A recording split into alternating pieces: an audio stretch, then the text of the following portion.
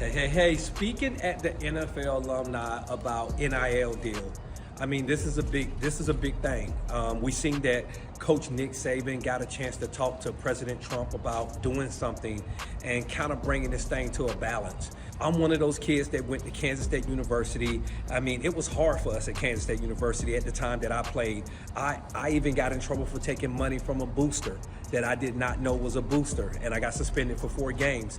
But back then, we needed food. We wasn't getting enough money for our name and likeness. So now times have changed.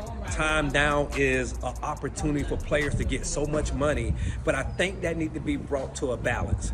That has nothing to do with stopping players from getting paid. We want players to get paid. We'll repeat that. We want players to get their just due, but it has to be brought to a balance. Some of my suggestions is making sure that the players be able to put their money up in a safe place.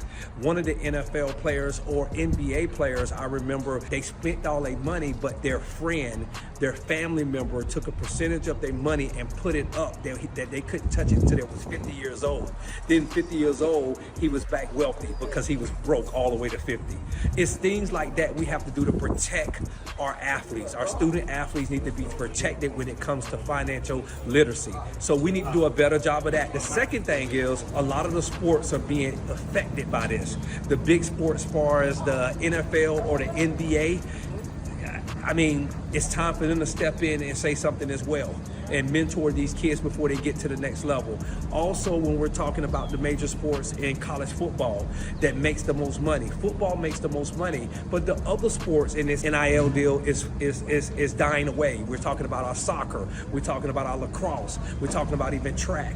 We gotta make sure we spread the money around so these smaller sports don't die off in our college. That will be a tremendous problem in the world of sports, and it will hurt a lot of people coming out of high school. So those are things that I suggest, just me talking. Also, you can open up a trust and put money in there, take a percentage from the higher sports like football and basketball and put it in a trust, and a percentage goes spread out through the other sports in the college. So it's just stuff like that that I make suggestions on. I want us to really take back our student athlete to make sure that they don't go broke, but also make sure that the college don't go broke in a sense of losing our other sports. Because when you lose sports, you lose a family. So thank you.